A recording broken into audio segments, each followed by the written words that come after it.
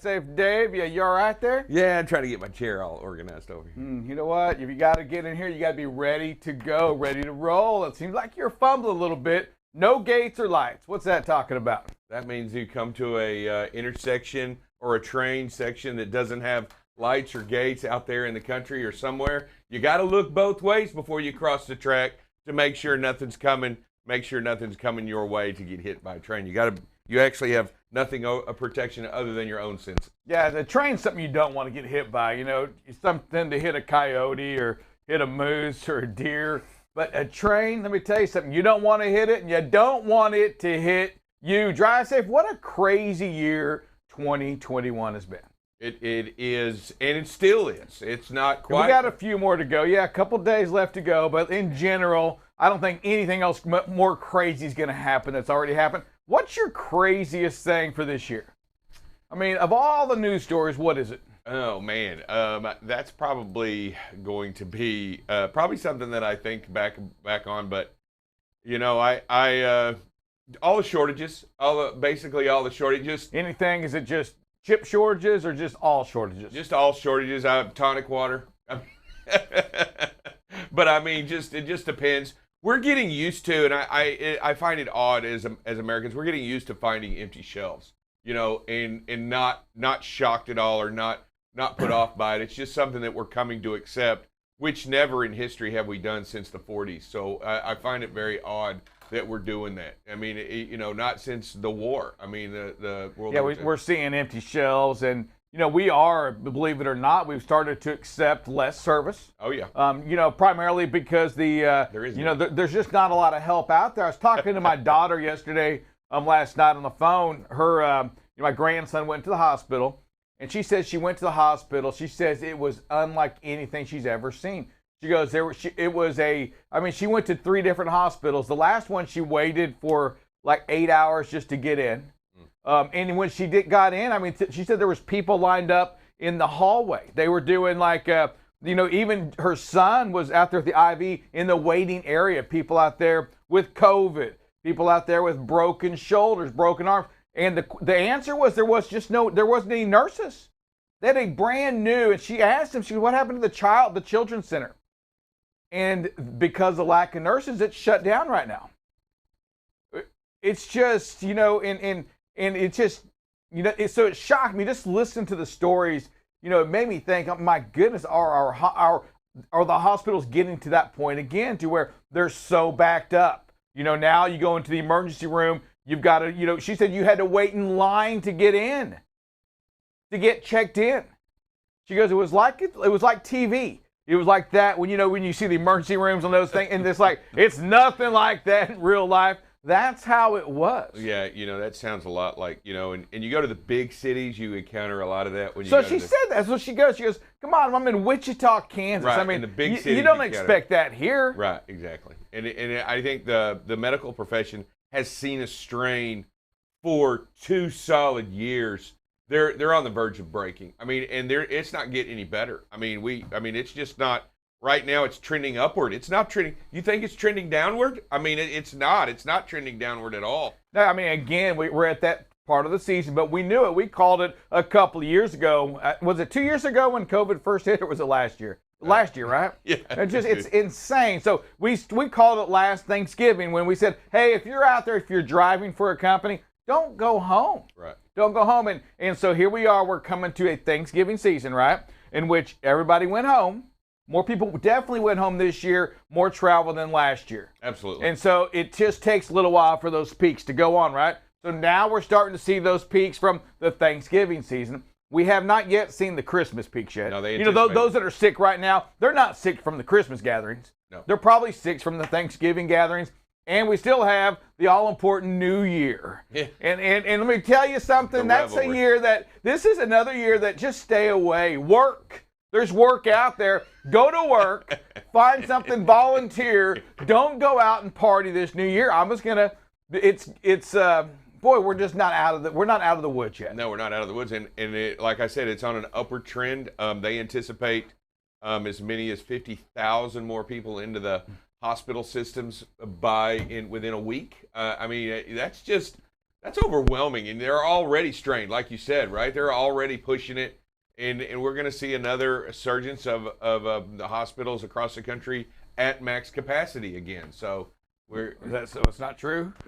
That max capacity, that's what they use. Max capacity. We see those charts on the news, max capacity, and I'm looking at it, and then how do you get, I'm just curious, how do you do 120-something% of max capacity? How do you do that? I mean, it's like when athletes, you're saying, I'm going to give it 120%.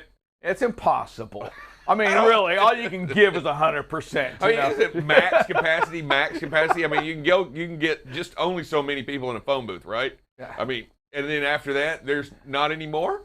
I mean, there's smaller people and there's babies. There's, Is that what we're going? So we got babies, dude. Tell me that's I'm what just we're doing. saying We're putting babies in 2 beds, or we got 2 babies in a bed. But so we see a lot of this, and I'm going to go right along you with news stories for this year, and for me, it's it probably goes into the same area as that supply chain, right? Right. It's the backups, it's the shortages, and I'll do this. The shortages, it's the productivity side on the transportation. It's the transportation stocks. It's everything logistics. And Dave, I just want to show you this and just go with me for a second. When do you think the supply chain issue started? When do you think it happened? I think it happened a couple of months before COVID hit. I think it started right before COVID. I think we started to see this huge surge right before COVID. And that's pretty aggressive. I mean, you could be right. So go with that. Tell me about that. Well, right before COVID, a couple of months right before COVID, we had this huge spike in logistics on freight being moved across the country. Then COVID hit, and it took a big hit, and it dropped dramatically, and then it slowly quickly came back up and has been up ever since. So I anticipate that it's going to be up a while, and I think it had a lot to do with the economies, the world economies, but I truly believe it had a lot to do with our product and our desire to have stuff now, and I think that's growing within our society as we get it. So here, if you see this I'm going to show you, there's 2 green marks here for some reason here. This is 2018 and 2019. This is what Dave's talking about. And then right here, right before COVID hit, we started to see the economy really kind of take off in March. And it was nothing like we are now. It was just at that 12,000 mark, nothing crazy. And that's where Dave's saying it started to happen right there. I can see what you're saying on that. But quickly, David, it vanished. Well, yeah, nobody. I understand. Yeah. I understand, but so I don't know if it really happened here or not, because all of a sudden now nothing got shipped out. The country shut down. We as a world shut down, and so while maybe it was going to start at that point there, it would have fixed itself right here. That's all I was going to say there. I think that, and I hear what you're saying on that. The thing is, we'll never know if that's when it was going to start or not, because we did have rejections weren't crazy during that period. Rates weren't yet out of control during that same period. During this section here, they weren't out of control at all yet. Yeah. I agree. We didn't lose drivers at this point. We did, there were people working. It seems like truck drivers and trucks were getting made. So I think, even when this was going on here, I almost felt like we almost could have kept up with it if we would have had drivers, if we would have had trucks, we'd have had equipment, trailers would have kept getting made. All of those other things would have happened.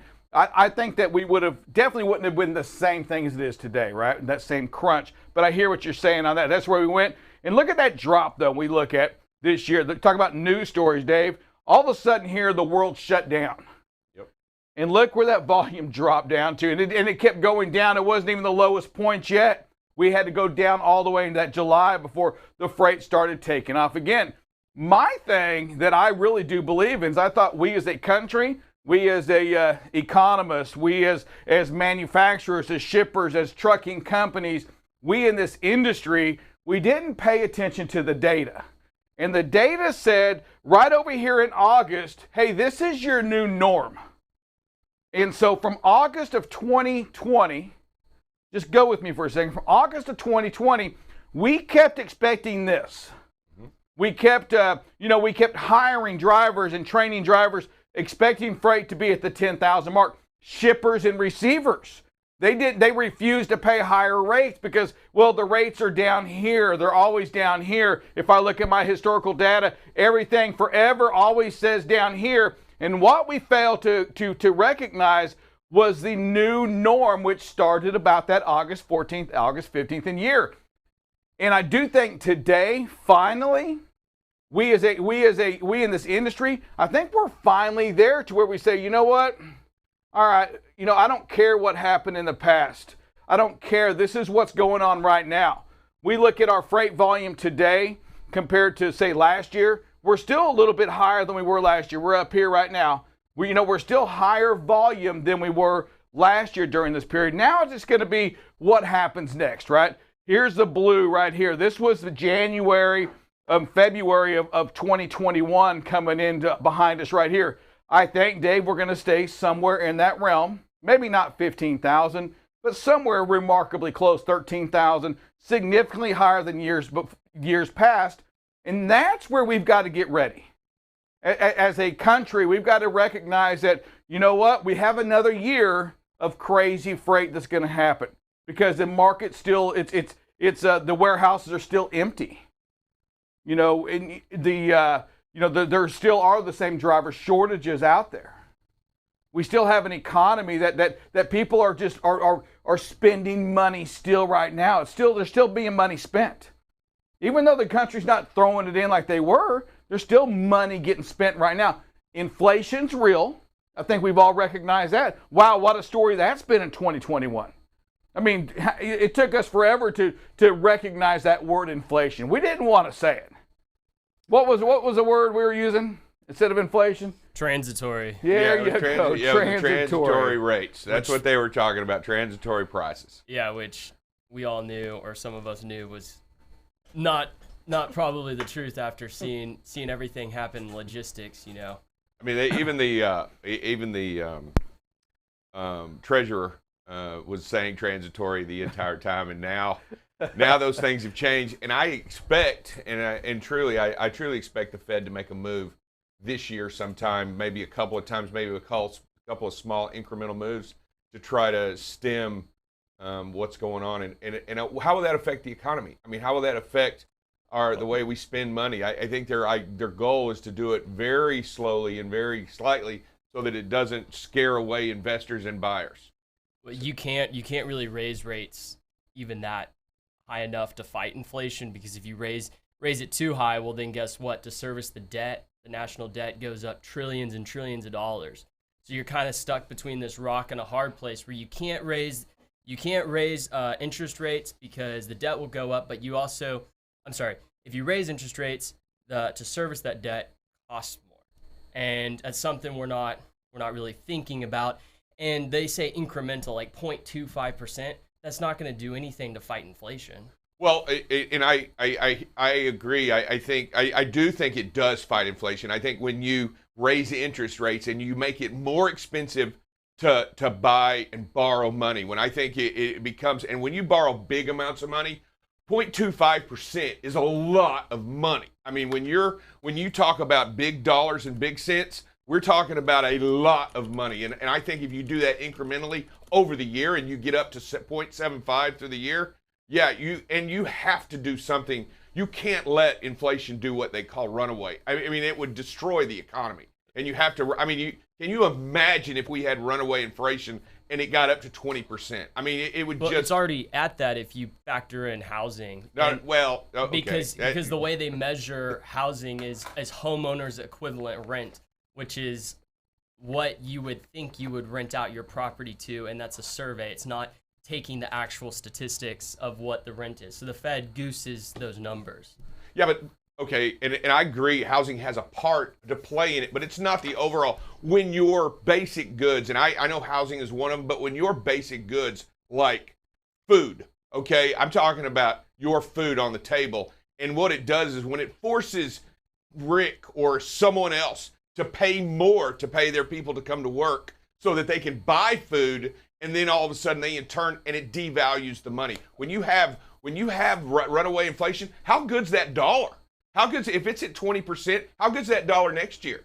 it's not stronger at all. Well, no, I'm not disagreeing with that. What I'm saying is the way we're measuring it is not true of what we're doing, because there's an incentive to goose those numbers.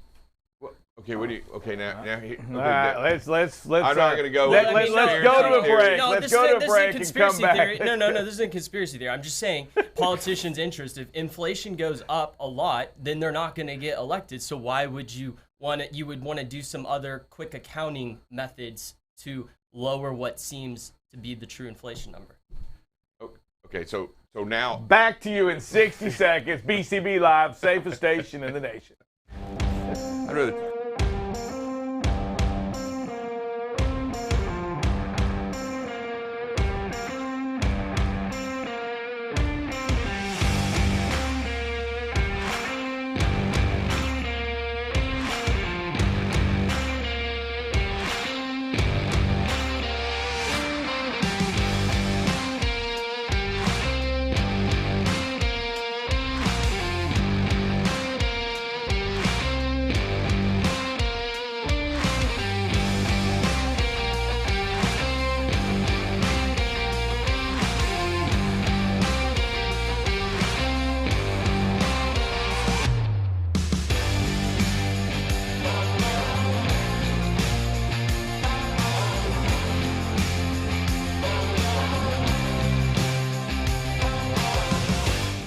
All right, welcome back to BCB Live, safest station in the nation. Drive safe, Dave. Did you see the trucker in Colorado may get that sentence reduced? Yeah, I saw that. They're talking about the judge reviewing the case and maybe changing the sentence to it. There's a lot of push from all groups. I don't even think it's political. I think it's just a cry. Well, it just doesn't. I mean, again, that law there is, for whatever reason, they put him under that law right there. The odd thing about this is that, it's the prosecutor going for a reduced sentence.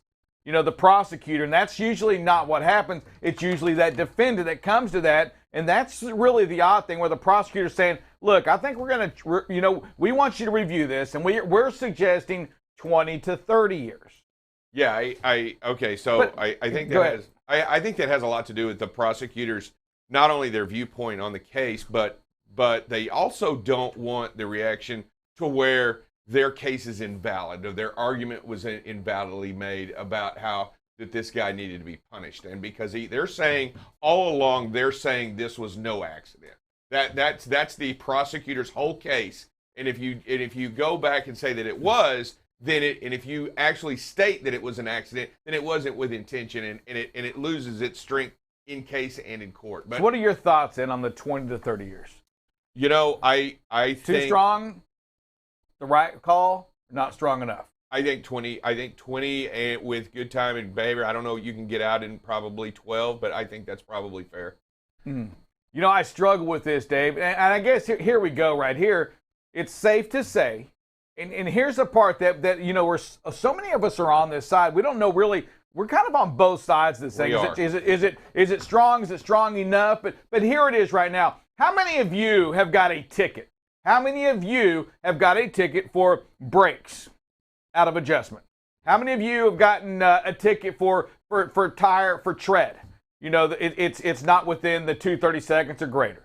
How many of you have gotten a ticket on your tractor out of inspection, your trailer out of inspection, something simple like that had it been inspected, perhaps something would have gotten caught? Now, here's my question to you. You didn't kill anybody today when you did that. You got caught by DOT, and yes, the DOT officer's being tough on you, even though he or she probably just doing their job to protect the public. It could happen to you, and I want to hear from you right now. If you've ever gotten a ticket at all for equipment you're driving, and I don't care if it's company-owned equipment or if you're an independent contractor, are you a driver out there that have written on that has taken the vehicle and started driving? Because once you start driving, Dave, aren't you taking ownership? Yes or no? Yeah. Okay, so once you start driving, you're now saying everything's good to go. Correct. Company, owner, operator, it doesn't matter. You could be a fleet driver. It doesn't matter. You're driving. Yeah. If you didn't do a pre-trip, let's just do a pre-trip. You didn't do a pre-trip on that equipment. and you get any kind of ticket, is it worth, and should you go to jail? Should you be in prison for 30 years if you kill somebody? Because, and even if it's not your fault, because maybe you could have stopped. How many of you have ever gotten a ticket? Have you ever gotten a ticket? Of course. But it was totally under your control, right? And yet you took the liberty at that point of saying, you know what, this isn't worth it. You know, me driving is worth worth the chance of taking somebody's life. That's what you're saying. Yeah. Because that's what he did. No, he just lost. No. Okay. Well, he lost the bet. Okay. Well, and I'm gonna go two sides to this. Number one, what happened to his truck wasn't because he didn't pre-trip. That's not what happened here. He lost his brakes going down his hill because of his inability and his inexperience to be able to drive on a steep slope with a heavy load. That's what happened. That's what caused the kill. That's right there. You don't know he didn't do it. Look at that case. Did he do the pre-trip? Well, what I'm saying is this isn't a pre-trip issue. It is a pre-trip issue. Had he looked at it, was his brakes in good shape before he left? I'm telling you that even with great brakes in shape, so following too close. Have you ever followed somebody too close? Absolutely. Okay. If you're going in a truck, Dave, and if you don't do a pre-trip, it's the same thing. You're taking the life of somebody else in your own hands. You can cover that up and make yourself feel good for driving illegal. I'm going to go with you on that. However, I'm telling you, if you're out there doing it right now, you're taking the chance of somebody else. Yes, you would like to. It makes you feel better when it's the vehicle. I lost my brakes. Well, if you didn't do the pre-trip, how would you know how your brakes were? And if you leave out of there without doing that pre-trip, you're saying that without fixing something, you're saying it is worth the life of somebody else out there for me to kill. That's what you're saying. What do you got? We got Gerald with his hand raised. You're unmuted. Good morning, guys. Hey, Rick. Good morning. Good morning, Dave. Good morning. Rick, how y'all doing? What's up, buddy? I'm good. I'm with Dave on this one. You can have perfectly good brakes. I mean, immaculate brakes. And if you go down that mountain too fast, inexperienced, and you get to rolling them brakes and you get them hot, I don't care if you've got brand new brakes that you just left the dealer with. You are not going to stop. I agree, and so let me make sure I'm making my point clear. I'm not talking about. I'm saying if you ever have driven your truck, your trailer, without doing a pre-trip, you are saying that that killing somebody is worth it. Okay, agreed. I'm not talking about this guy right now. Okay. I'm saying if you were on that hill, the same person, and you didn't do a pre-trip and you kill somebody, well, or you didn't, you're still taking that chance. Yeah, absolutely. You're saying it's well worth it, and all of us have done it. Yeah, I agree. All of us have done it, and you are still saying it. I'm going to take a chance on killing somebody. And I'm going to extend that not to just the preacher. I'm saying what we're doing is worse, perhaps, than what he did. Yeah, I'm talking about and the choices we make when we drive. Yes, following too close. Following too close, going too fast. Yes. Doing things changing lanes illegally, doing things, crossing double white lines. Come on over to my side. Come over here and sit next to me. You're sitting over here next to me. You're on my side. Who do we have? Yes. We got Alan Arnold. You're unmuted. Hey, good morning. What's up, Alan? Hey, just a question. Where does the company lie in all this? We don't. I think it's still pending. I think it's still pending. Are you talking about the case? I mean, the company itself that the driver was working for. Yeah, that's still under investigation. We don't know. I'm sure there's going to be something there if, in fact, that they didn't train the guy and all that. Yeah. But my guess where I'm at right now, Alan, I just want us to stay on this thing here. If, in fact, you ever start your day without doing a pre-trip, or you see something and you go anyway, you're asked to me. I mean, if this person got 30 years or got 110, let's just be honest. Right now, he's at 110 years. Yep. If he's going to get 110 years for a vehicle and a bad decision that he made, and we talked about that, right? He in the spur of the moment, he didn't know what to do. Maybe he missed that turn. I'm saying if he got 110 years for that, and you intentionally don't do a pre-trip, you intentionally leave, knowing that your tires, you have your tires blown, your brakes are out of adjust, whatever that is. How many years are you going to get? Hey, we got another person with their hand raised, Carlton Stevens. You're unmuted. How about you, Carlton? Hello. Hello, Carlton. Is that you? Oh, he just muted himself. I'll unmute him one more time.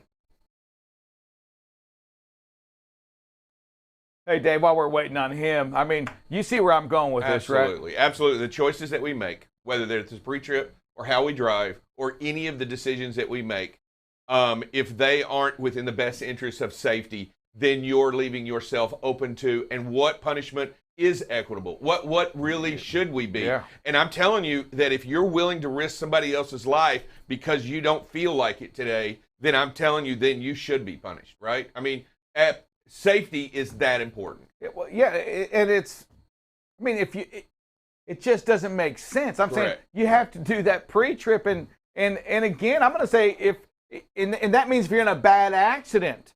I mean, think about this. This person got 110 years for killing 4 or 6 people. Something like that. Yeah, killing multiple people, 110 years. If you hurt somebody bad, I mean, don't you deserve it? I mean, didn't you go in there? Couldn't that prosecutor make a case that you were out to kill somebody? Right.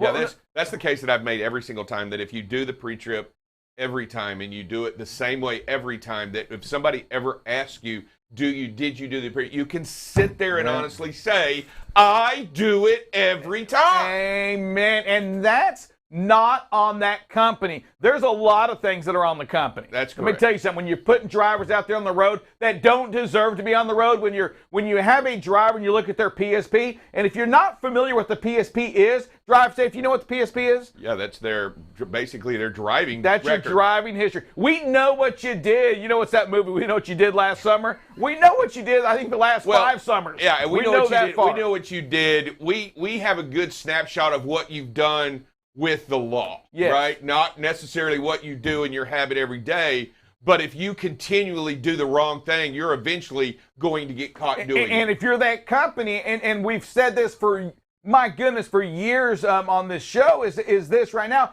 your safety, your history is so valuable. It's the most valuable thing there is about what you do. Your safety is what makes you a valuable driver. Agreed. And to a company, when you look at that PSP and you see the history of this person and you put them on the road and they get in another one and there's a fatality or an accident, you should be liable because you made a bad choice. You brought somebody in that you knew never checks their brakes. Correct. Never does this. They've been written up 18 times for falsification or unplugging their logs, and they go, you've got to do your homework. Correct. And not just that. I mean, and I do agree that's laid on the carrier, but what we're trying to, and I think what your point is that it's so important that you make the great decisions and you make them every time. I mean, I'm telling you, that's where you want to be. You want to be able to say, yeah, you know what? You can't question me on my pre-trip because I do it every time. So we can sit here all day long. I do it every time. And then when you can. But does it get done every time? I wish there was some. I mean, there's people out there that probably would raise their hand or say, and I mean, are you doing it? I mean, are you doing it every day? Are you doing it at all? I mean, we've seen the equipment sometimes, right? Yeah. We see it running down the highway. We see it when it pulls into a yard, at a drop yard, at the fuel island, and there's no chance in hell a pre-trip was done. Agreed. You know, there was no chance. Agreed. Or if it was done, Dave, they didn't know how to do it. And that goes back to the company as well. Yeah. I believe companies should train their people on how to do a pre-trip the right way. Not just because you have a DOT, a license. He's got a license. He should know how to do one. I don't care. Show them how to do it because they may have been doing it wrong for years. What you got for us, producer? Mike Campbell, you're unmuted. Here's Mr. Campbell. Talk to us, sir. What's up, Mike? I agree with you on the pre-trips, and you should always know what shape your truck is in. Absolutely. You check it out numerous times a day, not just in the morning or the evening. But as far as this particular case goes, this driver had a year's experience, had no business being in the mountains. They had no business sending him through the mountains. Man. So and he didn't speak English either. And I think the company should be held just as responsible to this as what they're holding that driver to. Because a lot of companies are putting drivers like this on the road. So I don't know about that, but I thought the same thing. But I saw an interview. I saw the gentleman speaking in court, and either he was reading a prepared statement, but he was definitely speaking English pretty well on the prepared statement that when he was talking to the people. So I don't know. I can't agree or disagree. Whatever I saw, though, it was definitely him speaking. It wasn't any of that, the Bruce Lee movies where somebody else was speaking. Well, that's what I caught on whenever it first happened. Gotcha. But you're right. Still, the company owns. The company should be held accountable too, because this guy had no business being where he was at. And that goes into the company side, Dave, into training and training. And if you're out there as a dispatcher right now, and again, we talked about my inabilities as being trained on what the mountains were and what it even meant. I was sending to everybody. I never cared how many years of experience they had. It's the shortest distance between 2 points. Exactly. Go this way. Go this way. You can go the other way, but that's not how you're getting paid. But no, I agree with what you're saying on that, Mr. Campbell. The companies have got to do a better job of training. We've got to do a better job of holding ourselves accountable. We can't do it for the money. And drivers, listen, and Dave, the other side is there's got to be a little bit more of a tough to get into this business as well, right? Just running out. Yeah, the easiness into this industry is too easy. Just running out and shuffling out driver's licenses is not going to make this industry better. What's going to make this industry better is a collaborative effort to train, educate, and and take it from all sides, technology side, from every side, to add to the overall safety mindedness of this industry. We have to make it better across the board, or it won't change. And it has to be a grassroots effort from every individual. And that includes every single driver manager, every owner. It takes every single person out there to change this industry, because what we want to make it better. We want to make it safer. None of us want to see an accident or a fatality. Yeah. None of us do. And if we don't, we have to do something about it. Yes, and it's, I know we got to get to our next segment, and it is Thankful Thursday. I don't know if you saw the sign way over there in the corner, but it is Thankful Thursday. That's our reminder, and we haven't done it yet to say thank you for what you do, and to also, to make sure that you know how valuable you are and how valuable you are to yourself. Not just this country and, not just to our industry, not to the supply chain, right? Yep. But how important what you do every day is to life.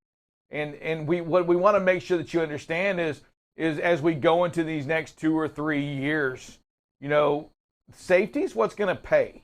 How important is your pocketbook? Thankful, you want to be thankful on Friday, from on your payday. You know what? I'm telling you, continue to focus on the safety that you provide. Watch how you follow. Watch your following distance. Watch your speed. Watch those things you can be in control of. And Dave, do your pre-trip, do your post-trip, do the extra thing to make sure you're protecting life, because it just takes a mistake. It takes an experience. It takes a bad decision from you to end life tragically. And it's never worth it. So we want to make sure you do that. Hey, we'll be back to you in about 60 seconds with Double Check Dale. Double Check Dale. Yeah, I always have another phrase name that for pays. that guy. He'll be back here in this Thursday, and we don't do the phrase that pays. Is today Thursday or Wednesday? Today's Thursday. It's Nope. Thankful Thursday. Yeah, we don't do phrase that pays on Thursday, right? No, we don't. All right. I'm making sure things hadn't changed since I've been here last time. We'll be back to you in 60 seconds. BCB Live, safest station in the nation.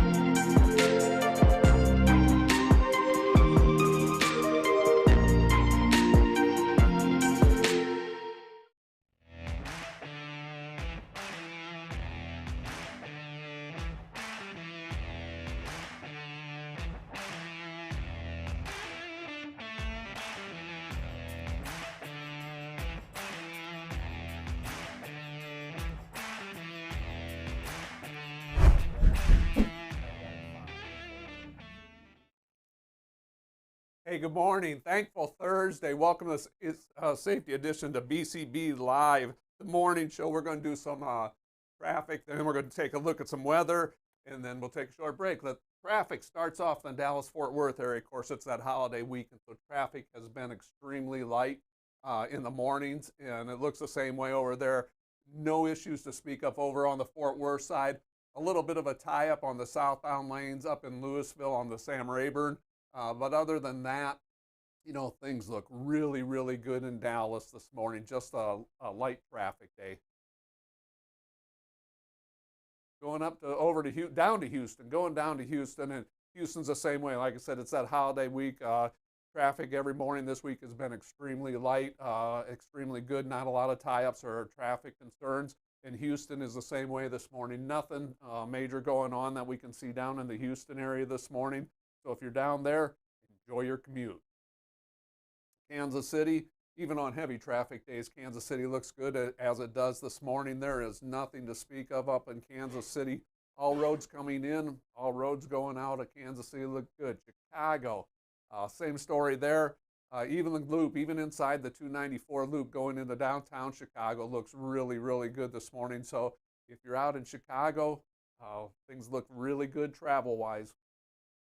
Atlanta, you know, a little bit of traffic going on there, of course, the downtown area, but unless you are making deliveries in Atlanta, you should not be inside the 285 loop. Speaking of the 285 loop, the southbound side looks really good.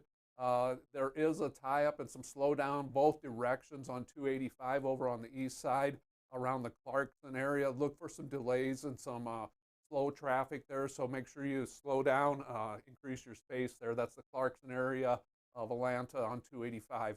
Philadelphia, you know, Philadelphia looks really good this morning. Must have some light traffic going on out there because even the downtown area of Philadelphia looks really good this morning. 295 and 95 going up north on the Jersey side, all green this morning also. Nashville, you know, Nashville looks really nice this morning too. A little bit of a slowdown southbound on the 2465 right before you get into the 65 loop in East Nashville, but nothing major there. Just, you know, the morning traffic, normal commute. Does not look like we have any major delays or tie-ups in the Nashville area. DC, Baltimore, you know, DC, there's a little bit of traffic. It looks like you're going to have a slowdown if you're on the 495 loop on the south side of town, down around Springfield, the Rose Hill area. Looks like there may be something going on there. It looks like you'll have a slowdown tie-up in that Rose Hill area. And then if you're up in North Bethesda, Oakmont area, 495, there's some slowdowns in traffic going on there and tie-up. So again, practice your patience in that area. Other than that, DC looks really good.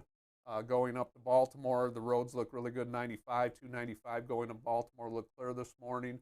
The whole loop around Baltimore, traffic in Baltimore looks really, really good this morning. So enjoy your ride out there. Next one's going to be Indianapolis. All roads coming in, all roads going out, and the loop look really good this morning in Indianapolis. Don't look like you're going to have any traffic tie-ups or major slowdowns there. So again, you know, enjoy the light traffic out in Indianapolis. And with that, we are going to go to weather, and we are going to start off with some winds. And right now, the major wind area is going to be out in that northern Colorado, front range of the Rockies heading up through Wyoming. You're going to see that there. Some very strong winds going on there with some high gusts. That's projected to last all day there. As we put this into motion, see what goes on later on. The wind starts to increase. The area of wind dies down a little bit during the days. But then as we get closer into this evening, the wind area picks up a little bit, and it's still going to be that area north of Denver, right along 25 up into Wyoming, and that whole Elk Mountain area that you're going to see some winds going on in the overnight. Tomorrow, wind-wise out there, you know, looks pretty good tomorrow. And tomorrow evening, again, the winds are, you know, pretty manageable out in that area. So we're pretty good shape that way. What we want to do is we want to go into Saturday and Sunday, because we're going to see some winds starting to pick up through this area, and there's also going to be some precipitation that go with it. So central United States up through the Panhandle of Texas, Panhandle of Oklahoma, all of western Oklahoma, Kansas, southeastern Nebraska, Iowa, northern Missouri. The winds on Saturday are going to start to pick up, and again, there's a snow event that's predicted for that area also. So like I said, today the winds aren't too bad unless you're out in Colorado, Front Range, and going into Wyoming. We're going to take a look at the precipitation and see what's going on with that. Okay, so currently, the snow would be going on out in the western, northwestern United States, up in Oregon and Washington, Idaho. We do have some snow that starts down in east central California and works its way through southern Nevada and then up through Utah, hitting Salt Lake City and then up into Idaho. Not a lot of snow supposed to be happening there today, but as the day increases, and we're going to put this in motion and let it run, see where it goes by this afternoon and going into the evening hours, we're going to see that snow band expand quite a bit. It's going to cover most of western or eastern Utah, western Colorado, and going up into Wyoming, southern Wyoming. So that's what's going on in the overnight there with the snow. And then as we get into tomorrow morning, the snow out west really starts to expand a little bit. So tomorrow during the day, as the day goes on, you're going to see the snow in western Colorado. All of Utah is going to get some snow, in that southern part of Wyoming is also picking up snows. Also, we have some storms going on. Let's go back to currently down in the southeast, Alabama, Atlanta, South Carolina, that area. There are some thunderstorms down there. They are projected to be some pretty aggressive ones down there. There's going to be some strong winds associated with those thunderstorms down in the Alabama, Atlanta, South Carolina area tonight. Localized winds and gusts up to 60 miles an hour. So you want to be aware of that if you're down in that area today or this afternoon. Going into Friday, the rain out there kind of decreases a little bit. The storms go away. Hey, Dale. We have Curtis. I think maybe he has something to say about the weather, or maybe he wants to ask something on the line. Curtis. Go ahead, Curtis. Hey, Dale. Thanks. Didn't mean to cut you off there. I just want to let you know that it's pretty foggy here. So if anybody comes here, just sort of take your time. Leave plenty of space. Like I said, it's pretty foggy here. So I'm sure it's east of Tennessee are probably the same way along with rivers. So that's all I've got. Hey, Curtis, I appreciate you, calling in and letting us know what's going on in various parts of the country. And just a great reminder there, we get to see fog or weather conditions. We need to make sure we're slowing down and adjusting our speed for the weather conditions and the road conditions. And so as we kick in Friday and start getting into Saturday, by Saturday, just want to give you a heads up. We have got a major snow event that could be happening through the central United States. All of Kansas, Nebraska, southern Iowa, northern Missouri is expecting snow. Some areas up to 6 to 12 inches. But that's bad enough. The thing to remember, on the front edge of that storm, we're going to see a lot of freezing rain, the chance for freezing rain and freezing precipitation on the roads. So we really have to be mindful of that, really have to be aware of what's going on the roads. That's all day Saturday. And even as we go into Sunday, that storm starts to shift to the east, but the leading edge of that storm has a lot of freezing rain and precipitation on it. So it's like Sunday morning, early morning, or overnight, Saturday night into Sunday, you're going to see some freezing rain and precipitation in north central Indiana and going up into Ohio. And so be very mindful of that. And then also, when we look at Sunday, those storms down in the southeast, Mississippi, Alabama, Atlanta, Tennessee, there's some very strong thunderstorms down there. There will be some heavy rains heavy winds and severe storms, some chance of tornadoes associated with those also. That just gives you a look at, next day or so, pretty decent weather. But as we get into that weekend and the holiday weekend, we're going to see some major events start to develop. let's take a quick look at temperatures, because that's the other thing that's starting to, we're going to see a cold snap. And as we roll the temperatures, by the time we get into Saturday, we are seeing temperatures, 7 a.m.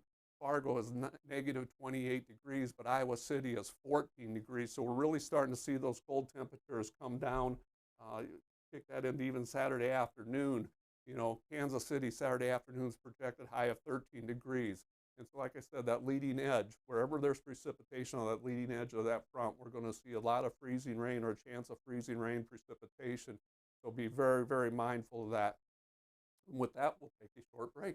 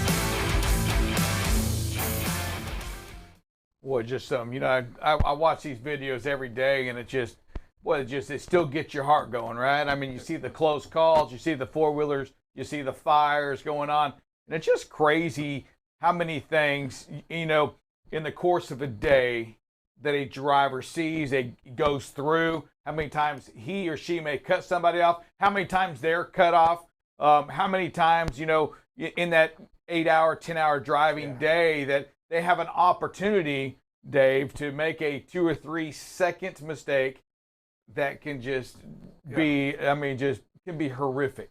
Yeah, it's just ongoing constantly. It's probably to me, it's the most difficult it's probably the most difficult job there is, because of the amount of time that it takes and the long time that it takes. We all think that all you have to do is sit there and drive and hold on to the steering wheel. That not be the case. Yeah, that windshield time, we always talk about drifting off it. You can't lose focus on that. When you're staring out that window and all of a sudden your mind starts to lose. And that's when, like I said, that 2 or 3 seconds where you lose that concentration, that focus. Something bad can happen when that car cuts you off or stops short in front of you. Yeah, and we've been there before, whether you're in a car or in a big truck, it doesn't matter. You start, your mind starts wandering. Before you know it, you're 4 or 5, 30 miles past your exit.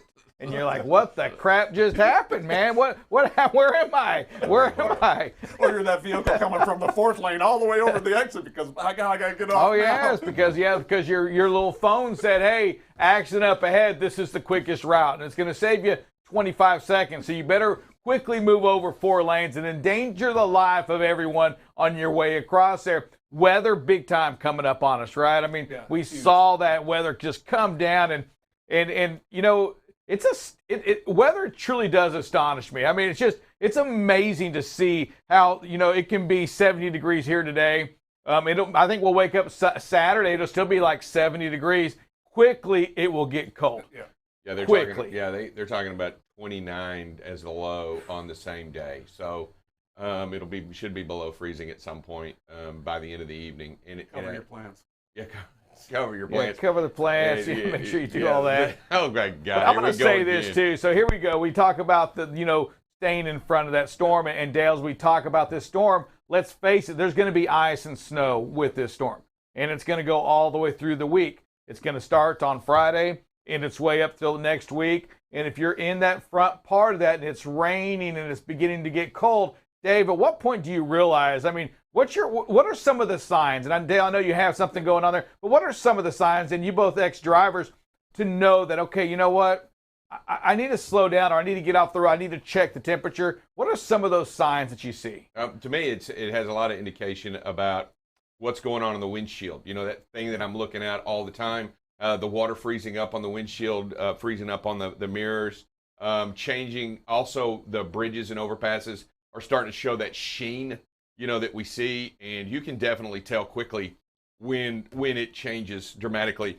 We all have temperatures now. We know what's going on outside. We can see the temperature outside. We all start looking at that, and we start understanding that when it gets around that 32, not necessarily at 32, but when it starts hovering around there, things change dramatically, not only with the precipitation, but with those overpasses, those underpasses, those things that change quickly. Most of the time, the ground itself doesn't change dramatically right away. Yeah, so say there. So because we hear that too, especially in Texas. Well, I mean, nothing's going to happen. It's been 70 degrees here for the last 8 weeks. The bridges don't care, right? The bridges don't care. The protected areas, where it's protected from the wind or whatever.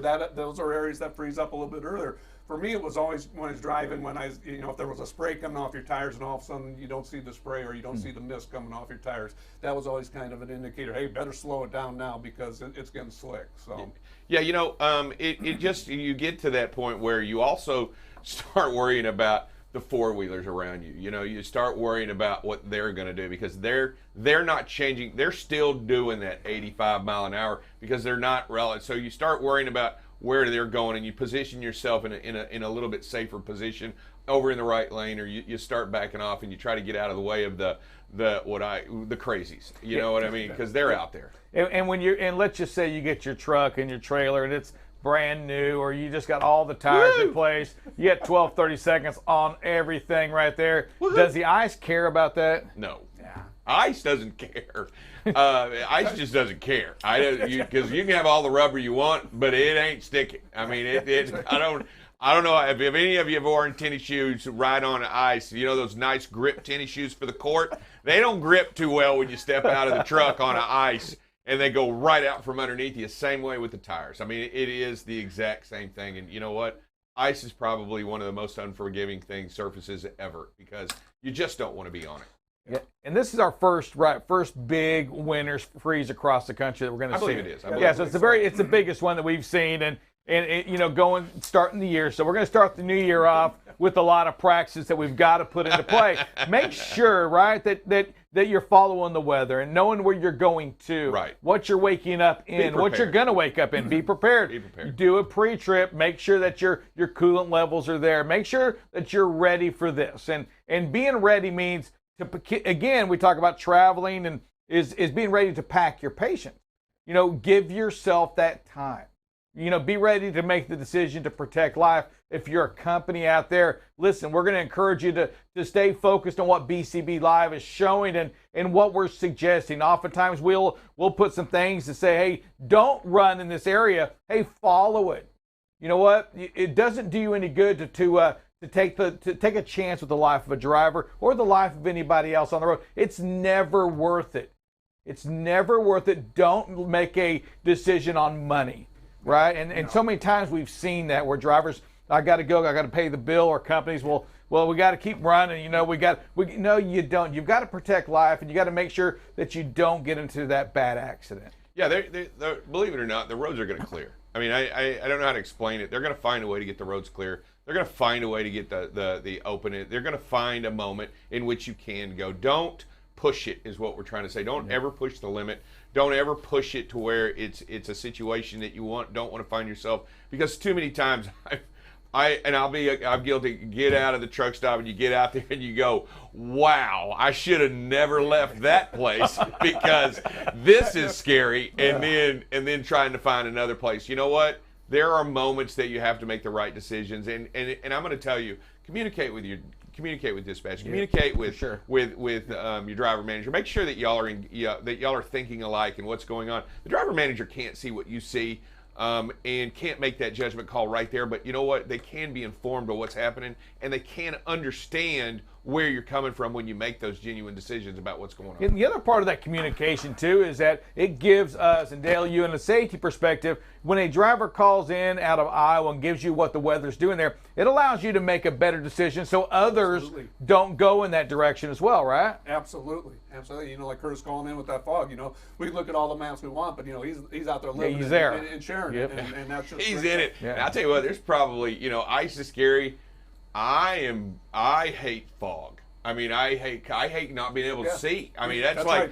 like okay, let's start driving. I mean, let's go. Let's start going down the road at 70. This is a good idea, and I'm just that's what it's like, and you don't want to be there. And I appreciate those calls and stuff like that. All right, we got a caller, Bill Fuess. Bill Feast, how you doing, sir? What's up, Bill, in the Northeast? Hey, good morning, gentlemen. You doing all right up there? Excellent. Driving in a mist. It tried to rain, but it missed. It's cloudy. It's cool, but yeah, it's just New England. I think this is Oregon weather used to be.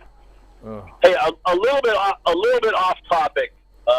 Dave, you're talking about something yesterday morning, near and dear to my heart, about friendly and unfriendly shippers and receivers. Yeah. And where is this unwritten law that they get 2 hours to load or unload you? We've questioned that for years. I know. It's crazy.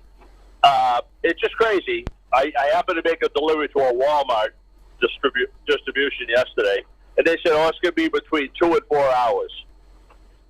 And I said, it's a straight runoff. And it was a load of pasta sauces or something like that. And I said, that's just wrong. So anyways, we're really short-staffed, or we're this, we're that. I said, you want me to unload it? No, just get it off. Anyway, they took the full 2 hours. Of course. I talked with some other drivers from different companies, and I can't remember. I'm pretty sure. Don't quote me. But I'm pretty sure it was a Swift driver, and they stopped charging detention after half an hour. When a driver's been there backed in, and it goes into a half an hour, they start charging detention. I don't know how they get away with that, but it is that actually true. I don't know, but yeah, there might be something different. Yeah, but this is it. I've been doing it for a long time, and they take advantage of that. Absolutely. They take advantage of that. Yeah, Bill, that's near and dear to my heart as well. We've spoken about that many times. I don't know where it came from. It's kind of like the rules I write, right? They're written in pencil, so you can always erase them and change the rules when need be. Hey, we got any videos to show? Yeah, I think we do have some good videos this morning. Hey, gentlemen, thank you. Hey, Thank Bill, you God bless you, buddy. Hey, thanks, Bill. Happy New Year. You too, guys. Bye. Let's see which one we got. Oh, here we're talking about going lane changes. We got to remember we only want to do one lane change at a time. We can't come across 4 lanes of traffic. It's so hard to see as we're crossing that many lanes what's coming up in those lanes alongside of us. And so, we got to have, excuse me, got to plan ahead. You got to know where the exit is. We got to get in the right lane ahead of time so we don't have to cross. And when did we start getting 4-wheelers videos in anyway? I mean, what 4-wheeler is doing this? Certainly it's not a big truck. A little bit high up. Certainly it's not a big truck doing this. I don't say we mean 4-wheeler. We're professionals. I mean, we have the big class. I mean, come on now. Hood mirrors on the 4-wheeler. Okay. So this next one here is, I think we're going to see a motor. No, which one we got? I'm out of order this morning because there's one more we're going to see a crazy motorcycle come up, but this one is, this one's just the courtesy. I like that. I like that. Yeah, I mean, just look. It happens. We understand what's going on. The speed is right. The weather's bad, and we talk about making adjustments for road and weather. All the traffic's moving away from this truck. All the traffic's moving away from this truck. Yep. And sees the turn. Great job, great decision. Way to let him come in. I love that kind of stuff right there. That's how you drive. The next one's the motorcycle one. All right. This one here, I mean, the driver's doing everything right, holding his lane, the speed is good and everything like that. And if you watch on the right-hand side, you're going to see a motorcycle come up and just do something crazy. That's just crazy. The whole time I'm saying, don't go that way. I'm waiting to see. I knew we were talking about the motorcycle. I'm saying, certainly he's not going to move in between these 2 trucks right here. Yeah. Insane. You see him in the mirror right there, and wow. I mean, talking about your decision making. That doesn't make any sense. Oh my God. I mean, that's what I'm saying. Do we out there in the general public, do we understand when we make how dangerous a move like that is? That you're talking about a billboard. This motorcycle has no idea what's in front of either one of these 2 trucks. No, he doesn't know. And you know what? He doesn't care. He thinks he knows, and he's got his mindset. He was going to do this. This move was already decided when he moved into the slow lane on the right-hand side. He had already made his decision. He was going to do that move right there when he was on the right-hand lane. And you know what's sad is that if he has to lay it down in where around these two trucks, there's no forgiving. Yeah. There's nothing these drivers can do but pay the price of having to kill somebody today. I mean, you know that, right? I mean, that's the sad part here, is that he's putting these two guys rest of their lives in jeopardy because of his inability to make a good decision. All right, the last one. Well, I know we got great speed and space going on right here. Which one was this? It's, just great, you know, it just goes to show a driver had the speed and space, owns it, car cuts him off and starts backing off as soon as they sees that vehicle. So just great situational awareness by the driver in this one, you know, owning the space in front of him. And as he sees, you know, a four-wheeler giving the turn signal, starts backing off as that four-wheeler tries to get over for a quick lane change or a quick exit. So, you know, got to be aware of what's going around us, and just goes to show, you know, as we're going a little bit slower than traffic around us. Is it me, or are all the brake lights out on the back of that vehicle? Or just one? Is it just have one brake light working on the right side? The top one's doesn't appear to be working, and so the vehicle hits its brake. Where are the rest of the brake lights? No pre-trip this morning. I mean, am I missing it? Are there not any brake lights on the top or left? Wow. Yeah, I didn't see that. So yeah, there's no brake light. Man, you talk about dangerous when you don't see them stopping. Golly. Yeah, where's the pre-trip on this vehicle? I would bet it didn't pass its safety inspection. Crazy. Craziness. Hey, we want to thank you for being part of BCB Live. Dear Heavenly Father, thank you for this day. Watch over our drivers. Watch over this country. Give us the courage to always make the best decision we can. Continue to allow us to have the courage to take up for one another, to be there for one another, to make somebody else's day just a little bit better as we go into this winter weather this weekend, Lord. I know it starts Friday and it starts across the country. We ask you a special prayer on the drivers to be with them, to help them make the right decision, to grant them safe passage this whole week up on ahead of us. Thank you for everything you do. Continue to watch over us. In your Son's name we pray. Amen. Everybody, we'll see you this afternoon on BCB Live, the safest station in the nation.